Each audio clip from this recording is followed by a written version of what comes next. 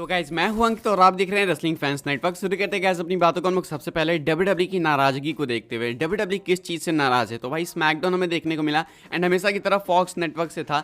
Fox network से WW काफ़ी ज़्यादा नाराज़ क्यों है भाई, इसके पीछे का क्या रीज़न है वो मैं आपको बताता हूँ। हालांकि इसका सॉल्यूशन डब्ल्यूडब्ल्यू के पास है ऑलरेडी, लेकिन उसके लिए थोड़ा वेट करना पड़ेगा। तो भाई फाइटफुल की रिपोर्ट है, कहा गया है there was frustration within WW over the heavy censorship and editing during SmackDown last night on Fox. तो बताया जा रहा है कि सेंसरशिप एंड एडिटिंग इतनी ज़्यादा कर दी फॉक्स नेटवर्क वालों ने स्मैकडाउन के दौरान कि डब्ल्यूडब्ल्यू इस चीज़ से फ्रस्ट्रेटेड है, यानी कि गुस्से में है। मतलब कुछ एम्प्लॉयज़ हैं, कुछ हायर अप्स हैं जो कि इस चीज़ से बहुत ही ज़्यादा नाराज़ हैं। उनको ये चीज़ बिल्कुल नहीं पसंद आई कि भाई चलो ठीक है, अगर कुछ स्लर्स हैं, अब्यूजिव लैंग्वेज है क्राउड की तरफ से, तो आप वो सेंसर कर रहे हो, वो सब कर रहे हो, लेकिन सारे सेगमेंट्स में ही कुछ ना कुछ कट लगा दे रहे हो। कभी स्क्रीन ब्लैक कर दे रहे हो, कभी ऑडियो म्यूट कर दे रहे हो, तो कभी ये तो कभी वो।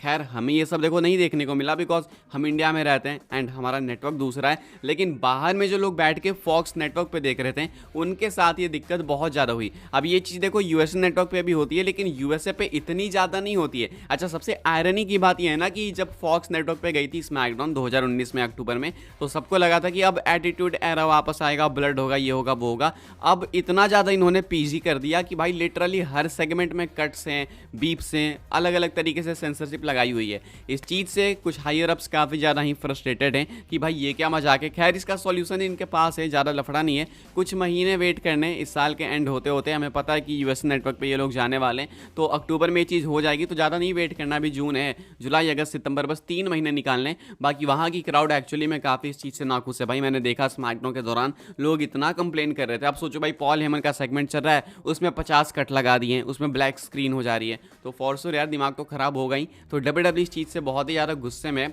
फॉक्स नेटवर्क से नाराज़गी बहुत ही ज़्यादा है। आगे बढ़ते हैं गाइस, बात करते हैं अगली अपडेट के बारे में जो कि वायर्ड 6 फैक्शन को लेके है। एंड विंस रूसो ने एक बार फिर से वायर्ड 6 फैक्शन को बैस करा थोड़ा सा, एंड उनको एक वार्निंग भी दी है। किस तरीके की वार्निंग है, क्यों है, मैं आपको बता देता हूँ। कहते हैं Vince Russo, this weird 6 bro is going completely against the people that they have been courting to for the last 10 years. That's what I don't understand, bro. Do you know how much pushback they're gonna get on this in the coming weeks? I don't understand, bro. एक तो भाई इतना ये क्यों bro बोलते हैं यार, ये अगले मैट रिडल यही है भाई, या तो मैट रिडल के डैड यही है, किसको पता। कहते हैं यहाँ पे विंस रूसो कि ये जो वायर्ड 6 वाली चीज़ है ना, ये वर्क नहीं करने वाली। मुझे नहीं पता कि विंस रूसो को कोई पर्सनल दिक्कत है वायर्ड 6 से या फिर क्या है, लेकिन ये लगा कि इन्होंने शायद तीसरी चौथी बार इनके बारे में ऐसी बातें कही है। एंड अभी आते हुए कितना टाइम हो भाई, 2 हफ्ते हुए मुश्किल से वायर्ड 6 को, एंड ये तीसरा चौथा बार कंप्लेन कर रहे हैं। तो कहते हैं विंस रूसो कि वायर्ड 6 वाली चीज़ इसीलिए भी नहीं वर्क करेगी बिकॉज डब्ल्यूडब्ल्यू के पास अभी वो फैन बेस है जो कि पिछले 10 साल से हार्डकोर रेसलिंग देख रहा है। अब हार्डकोर मतलब ये नहीं कि कोई ग्लास फोड़ रहा है किसके ऊपर, ये वो मतलब सिंपल रेसलिंग देख रहा है। कहाँ से भाई, कैसे, मुझे ये चीज़ समझ नहीं आई कि ये कब हो गया। हमने ऐसा कब देखा भाई, पिछले डेकेड में देखोगे, 2014 से ही ले लो, डेकेड वही हुआ अपना पिछला 10 साल, 2014 से देख लो तो भाई ब्रे वाइट तो तब भी थे। उसके बाद हमें फील्ड देखने को मिले, लोगों ने उस चीज़ को भी काफ़ी पसंद करा था। बाद में अलग बात है कि बुकिंग के साथ मैसअप कर दिया डब्ल्यूडब्ल्यू ने, तो वो चीज़ लोगों को पसंद नहीं आई, लेकिन लोग देख तो ये चीज़ रहे हैं। खैर इनका कहना है कि पिछले 10 साल में वो फैन बेस इनका नहीं बना है जिस फैन बेस को ये केटर करना चाह रहे हैं अभी वायर्ड 6 फैक्शन के साथ। पता नहीं भाई क्या बोल रहे हैं, लेकिन इनका कहना है कि ये चीज़ बस किसी भी तरीके से वर्क नहीं करने वाली, बस ये साबित करना चाहते हैं कि वायर्ड 6 वर्क नहीं करेगी। अब देखो भाई चैलेंजेस काफ़ी है वायर्ड 6 के सामने, काफ़ी सारे लोगों को गलत प्रूफ करना है इनको। अगर करते हैं तो बहुत अच्छी बात है, बेस्ट ऑफ लक टू बो डैलस। नहीं करते हैं तो तकलीफ वाली बात है, पता नहीं फिर इनको अपॉर्चुनिटी कैसे मिलेगी, कब मिलेगी, कहाँ मिलेगी। फिलहाल ये वार्निंग दी है विंस रूसो ने वायर्ड 6 को। पहले इन्होंने जो बात कहा था कि भाई ये ऐसे नहीं वर्क करेंगे, वैसे नहीं करेंगे, KFF वगैरह को लेके, वो सारी चीज़ें से मैं अग्री कर रहा था, लेकिन ये बात मुझे थोड़ी डम्ब सी लगी। खैर आगे बढ़ते हैं गाइस, बात करते हैं हम लोग अपनी अगली अपडेट के बारे में जो कि मनी इन द बैंक में होने वाले ब्लड लाइन के मैच को लेकर। 6 मैन टैग टीम मैच है, कोडी, केविन ओवेंस, ऑर्टन एक साइड होने वाले हैं। ब्लड लाइन के कौन से 3 मेंबर्स होंगे नहीं मालूम, लेकिन अभी के हिसाब से ये 6 मैन टैग टीम मैच ही है। बट हो सकता है कि ये वाला match 8 man tag team match बदल जाए, यानी कि 8 मैन टैग एक्शन आपको देखने को मिले मनी इन द बैंक में। अब देखो ये चेंजेस डब्ल्यूडब्ल्यू चाहे तो अगले हफ्ते स्मैकडाउन में भी कर सकती है, बिकॉज सिर्फ एक स्मैकडाउन का एपिसोड बच रहा है। नहीं तो ये चीज़ मनी इन द बैंक में भी डायरेक्टली हो सकती है। हमने देखा था कि बैकलैश के अंदर इनका मैच सेट था Kevin Owens and Orton versus Solo Sikoa and Tama Tonga. ये मैच नॉर्मल मैच सेट था, टैग टीम मैच, लेकिन बैकलैश के अंदर इन्होंने इतना ब्रॉल करा कि निकाल्डिस आते हैं एंड सीधा अनाउंस करते हैं कि अब ये वाला मैच आपका स्ट्रीट फाइट होगा। तो ये सेम चीज़ हो सकती है भाई कि हमें मनी इन द बैंक में देखने को मिल जाए। मनी इन द बैंक में जब 4 ब्लड लाइन के मेंबर्स, 4 यानी टामा टोंगा, टोंगा लोआ एंड जेकब फाटो एंड सोलो सिको, ये मिलके भारी पड़ जाए इन तीनों पे एंड रूल्स वगैरह ना देखें, इन पर अटैक करते रहें, तो इस कंडीशन में भाई निकाल्डिस आ सकते हैं एंड पॉसिबली इंट्रोड्यूस करा सकते हैं जिम्यूसो को, या फिर उसकी नीड भी नहीं है, जिम्यूसो खुद से भी आ सकते हैं एंड उसके बाद ऑड्स इवन कर देंगे तो 4-on-4 एक्शन हमें देखने को मिल सकता है, यानी मैच वहीं पर सेट हो जाए। तो ये एक पॉसिबिलिटी है, अच्छी खासी प्रोबेबिलिटी आई मीन कि 6 man tag team match 8 man tag team match में बदल जाए, क्योंकि यही है कि ब्लड लाइन के पास 4 मेंबर्स हैं तो वो तो इनको भाई पीटेंगे ही पीटेंगे।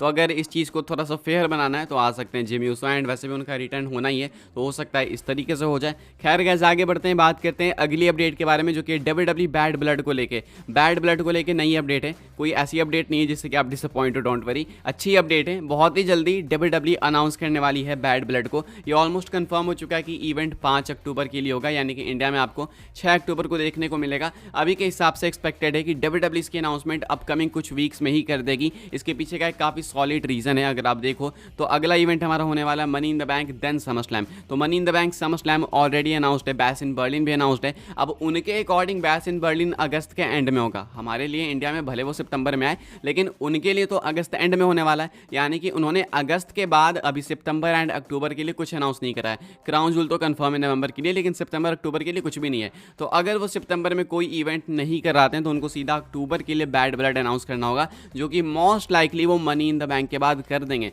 Because money in the bank के बाद आपके लिए समर स्लैम के टिकट्स ऑलमोस्ट बिक ही चुके हैं। बैश इन बर्लिन के लिए ज़्यादा टिकट्स है ही नहीं, तो अब आप टिकट्स किस चीज़ के लिए बेचोगे? तो बैड ब्लड प्रोबेबली भाई उसके लिए बेचेंगे। And money in the bank के बाद आप एक्सपेक्ट कर सकते हो कि WWE अक्टूबर बिगिनिंग के लिए 5 अक्टूबर वही डेट बैड ब्लड अनाउंस कर सकती है एंड उसके टिकट्स को बेचना स्टार्ट कर सकती है। अभी के हिसाब से बहुत ही जल्दी, कुछ आने वाले हफ्तों में ही आपको अनाउंसमेंट देखने को मिल जाएगी। आगे बढ़ते हैं गाइस, हम लोग बात करते हैं अपनी नेक्स्ट एंड फाइनल स्टोरी के बारे में, जो कि ट्राइबल चीफ रोमन रेंस को लेके। पॉल हेमन के ऊपर ब्रूटल अटैक देखने के बाद सब लोग यही कह रहे हैं कि रोमन रेंस की वापसी जल्दी होने वाली है। सबने यही अंदाजा लगाया कि रोमन के रिटर्न को WWE ने यहाँ से सेटअप कर दिया है। अब मैट कैंप क्या कहते हैं इस चीज़ के ऊपर? मैट कैंप कहते हैं कि रोमन रेंस का रिटर्न इन्होंने लॉक कर लिया है। कहते हैं what happened last night Dennis was not about money in the bank, this is about way more than money in the bank. This puts the clock now on Roman Reigns. I don't know when, but it's a short attention span theater in the world of professional wrestling. Everybody knows that you can tell long stories, but I don't think it's 3 months down the road. It's probably 1.5. We are looking at SummerSlam right now.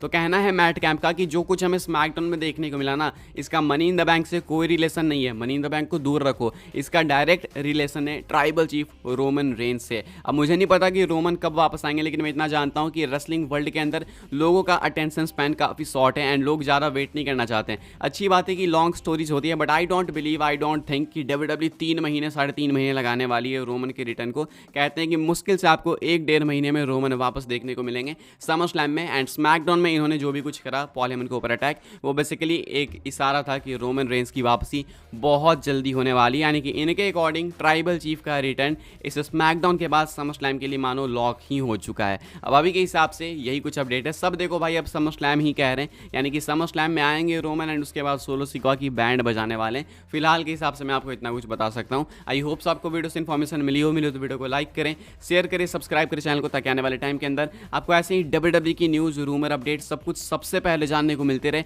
Follow कर सकते हैं आप लोग मुझे Instagram and Twitter पर, link आपको मिल जाएगी description में। ज्वाइन कर सकते हैं व्हाट्सएप चैनल को, उसके भी लिंक है डिस्क्रिप्शन में। मिलते हैं अपनी नेक्स्ट ऑफर काफ़ी इंटरेस्टिंग वीडियो में।